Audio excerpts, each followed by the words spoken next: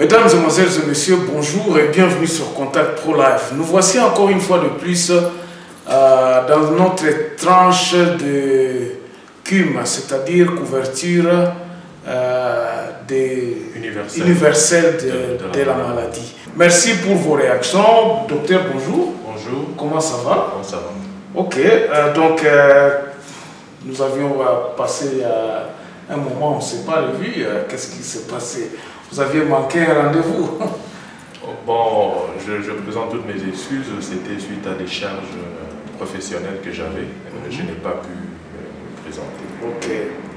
Néanmoins, nous allons continuer notre émission. Donc, nous allons continuer là où nous avions laissé.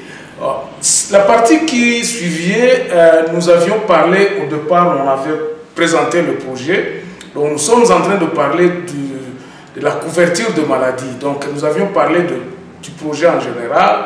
Nous avions parlé du financement de ce projet-là. Aujourd'hui, nous allons essayer un peu d'aller un peu dans la profondeur en parlant de l'implémentation du projet. Quels sont les préalables qui doivent être faits pour l'implémentation de ce projet ici, donc? Ok, comme on a dit que CUM, c'est un projet de réforme qui doit aussi être implémenté. Le projet a pour objectif d'arriver à une couverture universelle des soins pour tout le monde, quel que soit l'endroit où on se trouve, quel que soit notre niveau de revenu social. Alors, pour implémenter ça, il y a un premier élément de base, qui est un élément organisationnel, c'est l'identification de la population. Donc, on ne peut aller nulle part sans avoir identifié la population, parce que nous avons dit, la population doit aussi contribuer au financement de ces soins avec un petit rien, ils doivent contribuer, mais pour qu'ils contribuent, on doit savoir qui doit quoi. Alors, on doit les identifier. On doit absolument les identifier. Vous voyez qu'à ce point-là, quelque part, la politique, parce que c'est la politique qui organise, nous rattrape un peu, nous aussi, qui travaillons dans le secteur du système de santé. Donc, sans identification, on n'ira nulle part. Parce que on doit d'abord connaître ceux-là qui doivent payer. C'est ça l'avantage d'abord de l'identification. Deuxièmement, l'identification va aider dans la planification pour améliorer l'accès. Dans quel sens? Parce qu'il faut planifier les médicaments, il faut planifier tout ce qu'il faut comme ressources pour procurer les soins aux personnes qui sont dans des entités décentralisées. Il faut qu'on sache combien de gens sont là-bas, ils ont quel âge, quels sont les enfants en âge de besoin de vaccins. Okay. Les dates qui viennent de l'identification peuvent être traitées pour les travailler de plusieurs façons pour avoir toutes ces données-là et intervenir de manière rationnelle. Je ne sais pas si je me fais comprendre. Donc, l'accès a aussi quelque chose à voir avec l'identification. Le financement aussi a à voir quelque chose avec l'identification. Parce qu'on doit d'abord identifier la population, ensuite leur procurer à chacun une carte d'identité, ensuite passer maintenant, procurer à chaque famille une carte sociale. Donc ce sont les gens qui sont identifiés qui vont composer les unités des cartes sociales pour contribuer au prépaiement des soins sociaux. Mais donc, est-ce que, je sais que la question d'identification est un peu vraiment principale, quoi. Est-ce que s'il n'y a pas donc d'identification, ça sera difficile d'implémenter? On n'ira nulle part sans identification. On ne saura rien faire. Le tout doit commencer. L'identification, en fait, c'est la base de toute organisation d'une société. Okay. Ce n'est pas seulement nous du secteur du système de santé, même ceux-là qui sont du domaine de la sécurité. Si les gens sont identifiés, on peut tracer les gens, on peut diminuer la criminalité. Les économistes peuvent planifier. On ne peut rien faire. Pour moi, je trouve qu'on ne peut rien faire si on n'a pas identifié. On est encore au point de départ. Donc, il faut apporter du muscle au projet d'abord de l'identification avant d'aller ailleurs. Donc, si on parle bien, si je comprends bien, ici, dans cette émission d'aujourd'hui, nous allons parler, la fois passée, nous avions parlé des difficultés de l'implémentation de CUM. Maintenant, nous décelons ici, donc nous ajoutons la difficulté qui est de base aussi, qui ne dépend pas aussi, je ne pense pas qu'il dépendrait du système de santé. Non, ça ne dépend pas, ça dépend du ministère de l'Intérieur, c'est-à-dire que le ministère de la Santé, bon, c'est quelque chose d'intersectoriel en quelque sorte. Le ministère de la Santé va discuter avec le ministère de l'Intérieur qui est le maître guideur de l'identification, va aussi ensemble avec le ministère du Plan.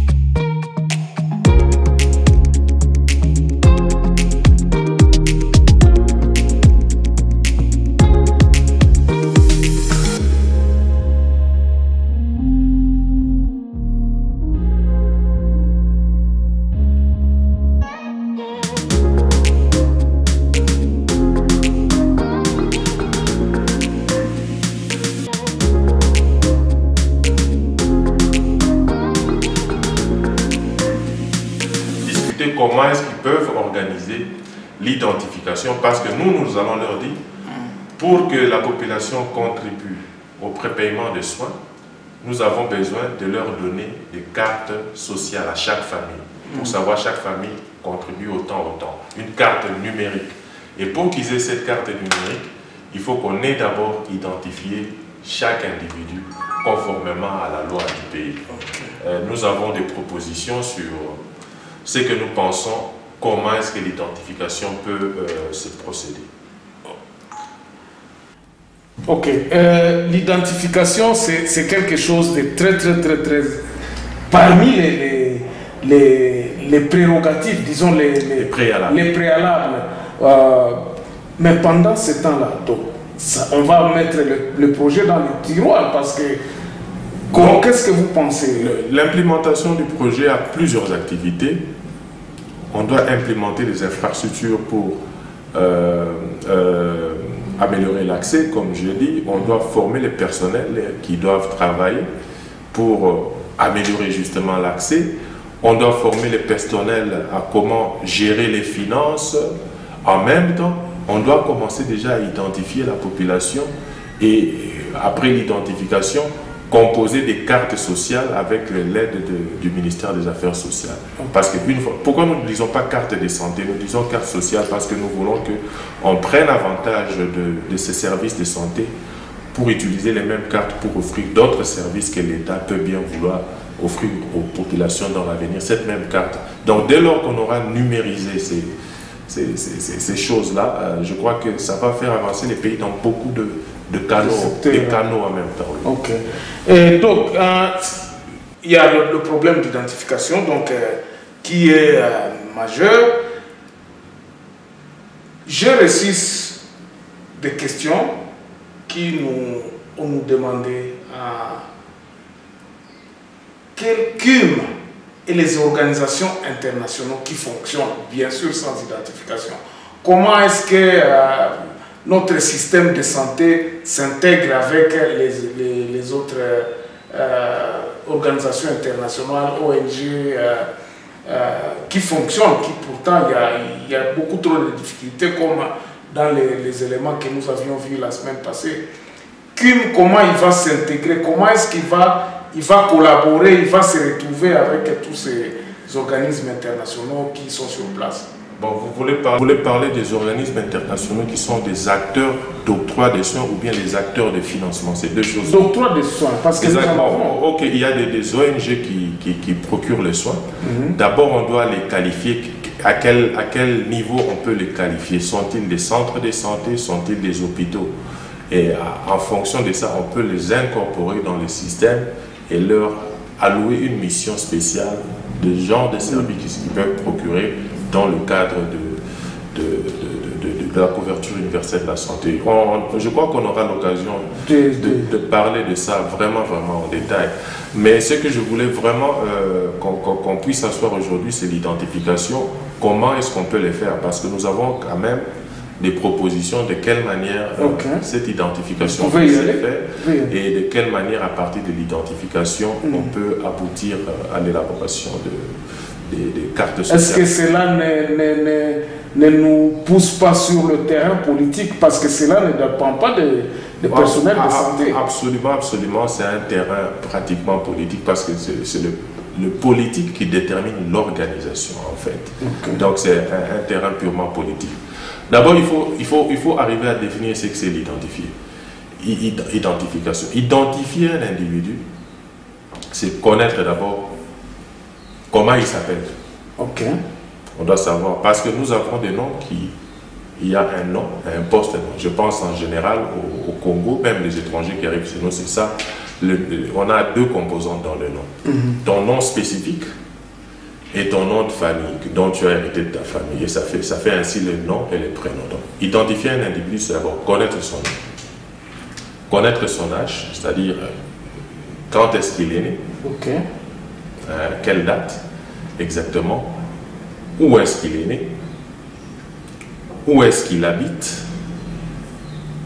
quel est son genre, es-tu une femme, un homme, quelle est sa race, et quels sont les autres paramètres biométriques qui peuvent entrer en jeu dans son identification. Les paramètres biométriques, ça veut dire par exemple la couleur des pupilles, la forme du nez, la forme de la tête, la position des oreilles par exemple. Bon, je ne suis pas biométriste, mais les spécialistes en ça savent quels sont les éléments qu'ils peuvent considérer. Alors, on doit voir comment on a cheminé tout ça pour arriver à identifier l'individu. Qui sera incorporé dans le système. Qui sera incorporé dans le système et lui fabriquer une carte numérique, d'identité numérique. Nous sommes au siècle du numérique, on ne peut identifier que de manière numérique. Pour moi, pour le projet Q, l'identification doit se faire en accordance avec la Constitution. Parce que les individus qu'on va identifier dans la République, il y en aura qui sont des citoyens du pays et d'autres sont des expatriés, des étrangers qui peuvent être de deux catégories. Un étranger qui est là avec un permis de travail ou bien un étranger qui est réfugié, qui a un document attestant qu'il est un réfugié dans le pays. Donc ce sont là les trois catégories possibles. Bon, ça c'est vraiment sur un terrain politique sur lequel nous sommes. Donc l'identification, ça c'est un problème de la politique, donc de l'État et tout ça, ça demande. Mais ici, nous voulons un peu rester dans le médical. Donc, est-ce que vous pouvez un peu nous parler comment ça se passe? Comment est-ce que les gens qui sont sur le terrain, comment, comme médecin maintenant, que vous allez en campagne, comment sont organisés l'identification de malades chez nous, par exemple, présentement, par exemple? Comment est-ce que les gens se soignent aujourd'hui? Comment est-ce que les hôpitaux se débrouillent pour identifier que non, celui-ci, par exemple, c'est un Congolais, on doit les soigner, on doit faire ceci? Bon, les hôpitaux ou bien les services, les facilités qui déploient les soins pour récolter les éléments démographiques de l'individu, ils essaient de se baser sur ce que tu as comme document, c'est-à-dire la carte d'électeur. Tu te présentes, on prend juste ton nom sur l'état, on te demande ton âge. C'est toi qui es la personne crédible, mais il n'y a pas d'évidence réellement vérifiée sur le terrain. Ces choses-là doivent être vérifiées sur le terrain. D'abord, il faut il faut stopper d'abord l'anarchie du fait que nous ne sommes pas identifiés. Il faut d'abord qu'on implémente une loi. S'il n'y a pas de loi organique, la Constitution est là. Le ministre de l'Intérieur a le pouvoir d'émettre un décret-loi disant que dorénavant, tout individu, d'abord pour stopper l'hémorragie, pour ceux-là qui vont venir après, qui ne connaissent pas les désordres, ceux-là qui sont après, c'est la loi, on va expliquer ici comment nous proposons qu'on puisse régler ça. Mais ceux-là qui vont dorénavant naître, il faut que le ministère de l'Intérieur avec le ministère de la Santé puisse déterminer les officiers dans les hôpitaux, c'est-à-dire les agents dans les hôpitaux qui auront le pouvoir de signer ce qu'on appelle l'attestation de naissance. Quand dans chaque hôpital où il y a une facilité de maternité, où il doit y avoir une autorité compétente pour délivrer le certificat de maternité qui est accrédité par l'État, qui a une licence dans chaque facilité, même le plus petit dispensaire ou les ONG partout, qu'on les connaisse tous. Alors, dès que les enfants vont commencer maintenant à naître là-bas, celui-là peut les identifier. Tel est né de telle à telle date, à telle maternité. Maintenant, ces documents-là, qui doivent être les mêmes partout, c'est-à-dire que il faut une imprimerie nationale qui imprime ces documents-là. Il ne faut pas dans tel hôpital, tel type de document, telle facilité. Il faut qu'il y ait le même dans toute la République et puis on saura, comme ça sera des impressions numérotées, on saura que tel numéro, ça se trouve dans telle province, dans telle facilité. Et lui, quand il émet ça, les parents peuvent maintenant aller à la commune pour obtenir directement l'acte de naissance en toute facilité. Et quand la personne atteint 18 ans, l'acte de naissance seul sera suffisant pour donner l'identité. Donc, notre projet ici, dont nous parlons ici, nécessitera absolument qu'il y ait un document que nous pouvons intégrer dans le système, que le système acceptera que non, nous avons autant de personnes, nous avons tel âge, nous avons autant qui sont dans le système pour essayer un peu de les identifier. Mais donc, maintenant, le CUM en question, si on revient à CUM lui-même, il identifiera les gens. Quels sont les mécanismes que vous prévoyez que CUM va pour identifier maintenant, lorsque par exemple dans une région, nous savons qu'il y a vous aviez parlé des zones de santé, les structures, comment est-ce que CUM va intégrer toutes ces petites zones de santé, tout en sachant déjà que le nombre de personnes sont là? Quels sont les mécanismes que CUM prévoit, afin que lorsqu'il y aura identification, comment ça va fonctionner si les gens sont identifiés? Ici, je parle après identification. Ok. Dès qu'on aura identifié les gens, bon, nous allons en parler peut-être après, comment est-ce qu'il faut procéder pour l'identification, ce que nous proposons. Dès qu'on aura identifié les gens, chaque famille, ici par famille ou foyer, j'entends, les gens qui vivent sous un même toit, qui ont généralement des liens consanguins et qui partagent les mêmes émotions. En quelque sorte, si l'un d'eux est malade, c'est toute la famille qui a des soucis. Toi, tu n'auras pas de soucis, peut-être si la famille de telle parcelle est en train de souffrir. C'est ce qu'on peut définir comme foyer. En général, le foyer sera composé du papa, de la maman et des enfants. Mais il y a d'autres structures, la veuve et les enfants, ou seulement les enfants entre eux. Les sociologues vont nous définir quelles sont les structures des foyers au Congo. C'est eux qui vont nous définir ça. Alors, chaque foyer doit avoir une carte sociale, puisqu'ils ont été tous identifiés. Et parmi eux, il y a deux catégories. Il y a le pourvoyeur. Dans chaque foyer, il y a quelqu'un qui pourvoit. Qui paye pour tout, les soins. La nourriture, les soins, tout ça. C'est lui qui est le producteur et les dépendants. Alors, quand ils vont se faire enregistrer pour avoir la carte sociale, le membre principal, le pourvoyeur, va aller avec ses preuves que moi, voici mon niveau de productivité, j'ai un contrat de travail ou je n'ai pas. Il va donner les preuves de ce qu'il est. Ce qu'il a comme moyen de production. Voici les membres de ma famille, leurs cartes sont là. On les identifie tous, on les incorpore dans une carte qu'on appelle carte sociale. Et dans cette carte sociale, on sait qui est le membre principal, qui sont les dépendants. C'est comme les cartes de medical aid ici en Afrique.